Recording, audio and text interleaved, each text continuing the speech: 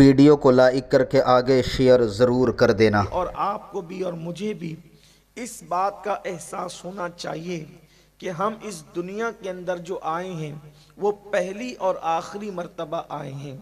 اس سے پہلے اس دنیا میں ہم کبھی نہیں آئے تھے، اور ایک دن موت آئے گی اور مرنے کے بعد پھر اس دنیا میں ہم کبھی نہیں آئیں گے۔ یعنی یہ پہلا اور آخری موقع ہے، فرسٹ اینڈ لاسٹ۔ ہمیں ایک ہی چانس قدرت نے دیا ہے کہ تمہیں ہم نے ایک مرتبہ کے لیے پہلی اور آخری مرتبہ اس دنیا کے اندر بھیجا ہے۔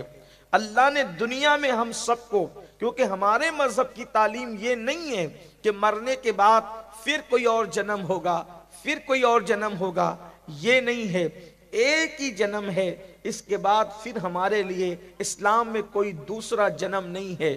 ہم ایک ہی مرتبہ پیدا ہوتے ہیں اور ایک ہی مرتبہ دنیا سے جاتے ہیں، پھر پلٹ کر دنیا میں پھر کبھی واپس نہیں آنا ہے۔ یہ پہلی اور آخری مرتبہ ہم اور آپ دنیا میں آئے ہیں، اور اب اس دنیا میں آئے ہیں تو اس دنیا میں آنے کا مقصد کیا ہے؟ اس دنیا میں کیوں آئے ہیں؟ کیا ہم اس دنیا کے اندر صرف کھانے کے لیے آئے ہیں؟ اس دنیا میں صرف سونے کے لیے آئے ہیں؟ اس دنیا میں کاروبار کرنے کے لیے آئے؟ صرف اس دنیا کے اندر شادی بیاہ کرنے کے لیے آئے ہیں؟ دنیا میں کیوں بھیجا اللہ نے دنیا میں کیوں بھیجا؟ اس کا مقصد کیا ہے؟ تو قرآن ارشاد فرماتا ہے الذی خلق الموت والحیات لیبلوکم ایکم احسن عملا، کہ ہم نے زندگی اور موت کو پیدا کر کے تمہارا امتحان لیا، تمہیں آزمایا، تمہیں جانچنے کے لیے ہم نے موت اور زندگی کو پیدا کیا کہ کون تھوڑی سی زندگی کو پا کر اچھا عمل کرتا ہے۔ اس دنیا کے اندر جو ہم آئے ہیں اچھی عمل کرنے کے لیے، نیک عمل کرنے کے لیے، اللہ کو راضی کرنے کے لیے آئے ہیں۔ میرے پیارے آقا صلی اللہ علیہ وسلم کے پیارے دیوانوں، اب اس دنیا میں آئے ہیں کیوں؟ نیک عمل کرنے کے لیے۔ احسن عملہ قرآن کہتا ہے، حسن نہیں بلکہ احسن، بہت اچھا عمل کرنے کے لیے آئے ہیں۔ اب اس دنیا سے ہم جب جائیں گے، ہم دنیا میں آئے تھے تو ننگے آئے تھے، دنیا سے جائیں گے تو کفن پہن کر جائیں گے، یعنی دنیا میں آئے تھے تو کچھ لے کر نہیں آئے تھے، مگر دنیا سے جائیں گے تو کچھ لے کر کے جائیں گے۔ کیا لے کر کے جائیں گے؟ ہم اپنا کفن لے کر جائیں گے، اور اس کفن کے اندر دو چیزیں اور ہوگی۔ کفن سب کو نظر آتا ہے، لیکن وہ دو چیزیں کسی کو نظر نہیں آتی۔ وہ چیزیں صرف لے جانے والے کو نظر آتی ہے یا فرشتوں کو نظر آتی ہے۔ اللہ اکبر! وہ دو چیزیں کیا ہیں جو ہم اپنے کفن میں لے جاتے ہیں؟ یا تو اپنا اچھا عمل لے کر جاتے ہیں، یا تو اپنا برا عمل لے کر جاتے ہیں۔ یہ سب اپنے کفن میں ہم ساتھ لے کر کے جاتے ہیں۔ اب آپ مجھے بتائیں میرے پیارے آقا صلی اللہ علیہ وسلم کے پیارے دیوانوں، اللہ اکبر، جب ہمارے کفن میں ہمیں رکھا جائے گا تو ہم کتنی حسرت سے لوگوں کو دیکھتے ہوں گے۔ ذرا اندازہ کریں، ایک بندہ اگر اپنا گاؤں چھوڑ کر کے اکیلے پردیس جاتا ہے، واپس آنے کے لیے جاتا ہے تو اس کی کتنی حسرت ہوتی ہے، اس کی آنکھوں میں آنسو ہوتے ہیں۔ میرے بچے چھوٹ رہے ہیں، میری ماں چھوٹ رہی ہے، میرا بھائی چھوٹ رہا ہے، میری بیوی چھوٹ رہی ہے، میرا گاؤں چھوٹ رہا ہے، میرا دیش چھوٹ رہا ہے، میری کمائی ہوئی دولت چھوٹ رہی ہے۔ بولو، پردیس جانے والا جب واپس آنے کے لیے جاتا ہے تو اس کو کتنا دکھ ہوتا ہے۔ اللہ اکبر! ہم مرنے کے بعد اس پردیس جانے والے ہیں جہاں سے پھر کبھی لوٹ کر نہیں آنا ہے، اور اس کے بعد کفن میں لے کر کیا جانا ہے۔ اللہ اکبر! اللہ نے ہمیں اختیار دیا ہے، اے ایمان والو، یا تو تم اپنے کفن میں نیکی لے کر جاؤ گے، یا تو تم اپنے کفن میں بدی لے کر جاؤ گے۔ اس وقت کتنا افسوس ہوگا۔ مجھے بتاؤ، جب شراب پینے کا عذاب کفن میں ساتھ لے کر جاؤ گے تو اللہ کو منہ کیا دکھاؤ گے؟ کسی کو گالی دی تھی، وہ عذاب اپنے کفن میں لے کر جاؤ گے، اللہ کو منہ کیا دکھاؤ گے؟ نماز کے وقت میں کھیل کود میں مصروف رہتے تھے، بے نمازی بن کر جاؤ گے، اللہ کو منہ کیا دکھاؤ گے؟ اللہ اکبر! یاد رکھنا، دنیا میں کوئی انسان پیدا نہیں ہوا جو اللہ کے عذاب کو برداشت کر سکے۔ اللہ کے عذاب کو کوئی برداشت نہیں کر سکتا، کیونکہ میرا اللہ ارشاد فرماتا ہے ان عذاب ربک لواقع، اللہ کا عذاب واقع ہونے والا ہے۔ یہ مت سمجھنا کہ مولوی ڈرانے کے لیے ہمیں عذاب کی بات کرتا ہے۔ عذاب کی بات مولوی ڈرانے کے لیے نہیں کرتا، یہ مولا کا فرمان ہے۔ اللہ کا عذاب واقع ہو کر رہے گا، اور پھر قرآن کہتا ہے ما لہو من دافع، اللہ کے عذاب کو دنیا کی کوئی طاقت تم سے دور نہیں کر سکتی۔ جس کو اللہ عذاب دینے کا فیصلہ کر لے، اس کو اللہ کے عذاب سے دنیا کی کوئی طاقت نہیں بچا سکتی۔ جانتے ہیں آپ، اللہ اکبر، جن کو جنت کی بشارتیں ملی تھی، وہ لوگ جب یہ آیت سنتے تھے تو ان کی کیفیت کیا ہوتی تھی؟ ایک مرتبہ ایک قاری قرآن اس آیت کی تلاوت کر رہا تھا، ان عذاب ربک لواقع، اللہ کا عذاب واقع ہونے والا ہے، ما لہو من دافع، اور اللہ کے عذاب کو کوئی دور نہیں کر سکتا۔ اس وقت جب یہ آیت کریمہ امیر المومنین سیدنا عمر ابن خطاب کے کانوں میں پہنچی، وہ امیر المومنین جس کے لیے میرے آقا نے فرمایا میرے بعد کوئی نبی ہوتا تو عمر ابن خطاب ہوتے، لا نبی یا بعدی، مگر میرے بعد کوئی نبی نہیں ہے، وہ عمر ابن خطاب جس کے لیے میرے آقا نے فرمایا کہ اللہ اکبر، عمر کو زمین والوں سے زیادہ آسمان والے پہچانتے ہیں۔ اللہ کے رسول صلی اللہ علیہ وآلہ وسلم نے جس فاروق اعظم کی شان بیان فرمائی، جب یہ آیت کریمہ ان کے کانوں میں پہنچی، فاروق اعظم بے ہوش ہو کے زمین پہ گر پڑے، بے ہوش ہو گئے اللہ کے عذاب کی آیت سن کر، اور 3 دن تک فاروق اعظم بیمار رہے۔ آپ سے میں پوچھنا چاہتا ہوں، آج ہم نے اپنی زندگی کو گناہوں کے لیے وقف کر دیا۔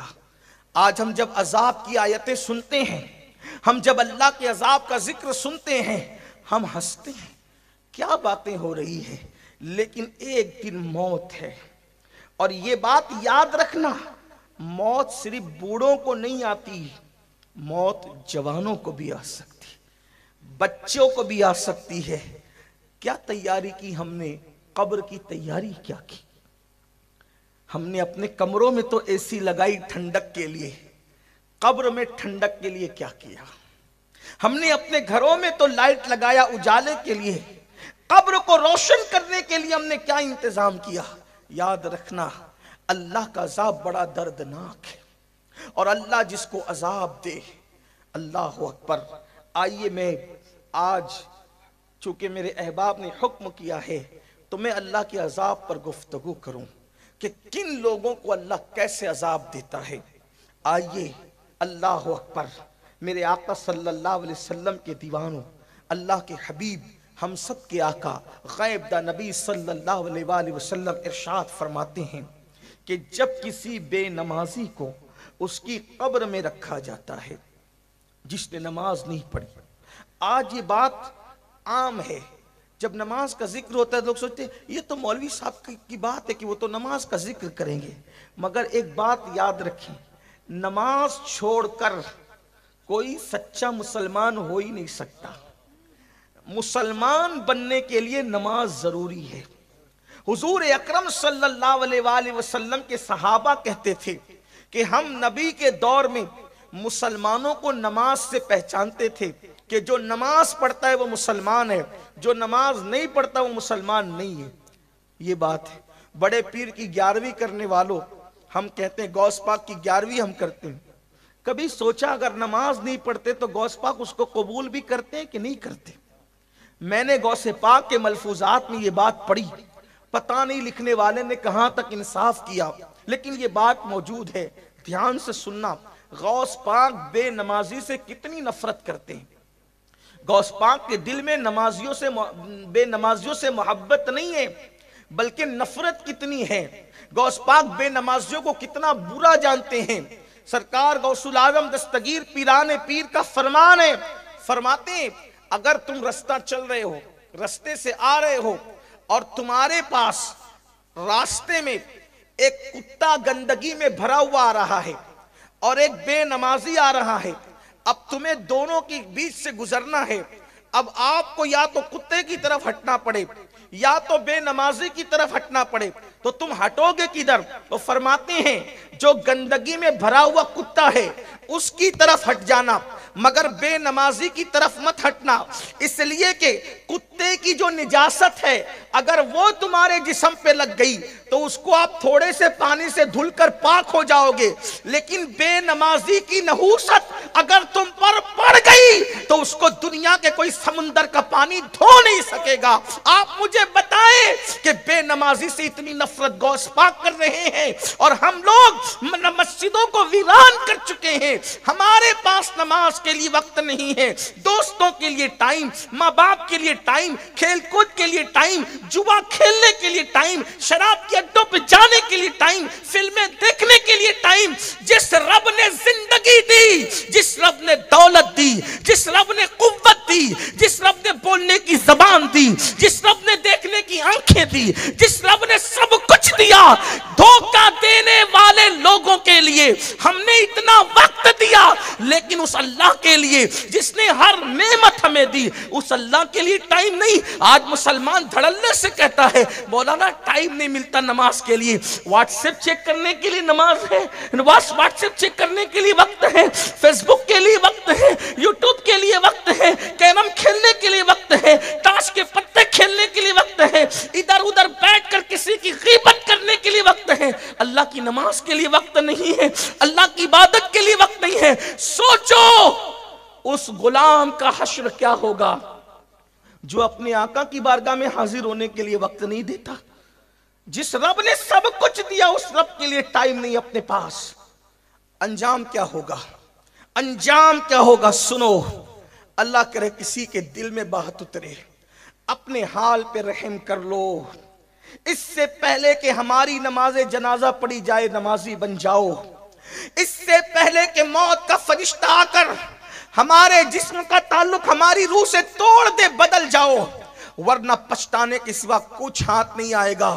یہ بڑے بڑے مکانات، یہ بڑی بڑی کاریں، یہ بڑا بڑا بینک بیلنس، یہ بڑی بڑی جائیداد، یہ کھیتیاں سب یہیں رہے گی۔ کفن میں کچھ نہیں لے جانا ہے اعمال کے سوا، جو کفن میں لے جانا ہے اس کے لیے ٹائم نہیں، جو یہاں پڑی رہ جانا ہے اس کے لیے رات دن محنت، جھوٹ بول بول کے مال کما رہے ہیں، ناپ تول میں کمیاں کر رہے ہیں، لاٹریاں کھیل رہے ہیں، جوا کھیل رہے ہیں، سود کھا رہے ہیں، جو سب چھوڑ کر جانا ہے اس کے لیے رات دن محنت، جو قبر میں لے جانا ہے اس کے لیے کوئی محنت نہیں۔ تو اپنے سچے نبی نے فرمایا، میری ماں اور بہنوں کی بھی خاص توجہ، یہ بات صرف مردوں کے لیے نہیں ہے، یہ عورتوں کے لیے، ہر انسان کے لیے ہے۔ میرے آقا فرماتے ہیں صلی اللہ علیہ وآلہ وسلم کہ جب بے نمازی کو اس کی قبر میں رکھا جاتا ہے تو 99 سانپ 99 سانپ اس کی قبر میں ڈال دیے جاتے ہیں اللہ کی طرف سے۔ 99 سانپ، یہ کوئی کہانی قصہ نہیں، یہ کسی عام انسان کی بات نہیں، یہ اللہ کے رسول کا فرمان، اور نبی کی حدیث کا انکار کرنے والا اور مذاق اڑانے والا مسلمان نہیں ہو سکتا۔ اپنے نبی نے فرمایا، اپنے سچے رسول نے فرمایا، 99 سانپ اللہ اس کی قبر میں مسلط کرتا ہے، اور ان سانپ کی طاقت کا عالم کیا ہے؟ ارشاد فرمایا وہ جو 99 سانپ ہیں اس میں سے ایک ایک سانپ کی قوت کا حال یہ ہے کہ اگر وہ سانپ کسی پہاڑ پہ ڈنک مار دے تو پہاڑ ریزہ ریزہ ہو جائے، اگر وہ سانپ دنیا میں پھونک مارے، پھنکار دے تو اس کی گرمی سے سارے انسان مر جائے۔ ایک سانپ اتنی طاقت والا ہے، ایسے طاقتور 99 سانپ بے نمازی کی قبر میں مسلط کیے جاتے ہیں۔ اچھا لگا ہو تو لائک کر کے آگے شیئر ضرور کر دینا۔ اللہ حافظ۔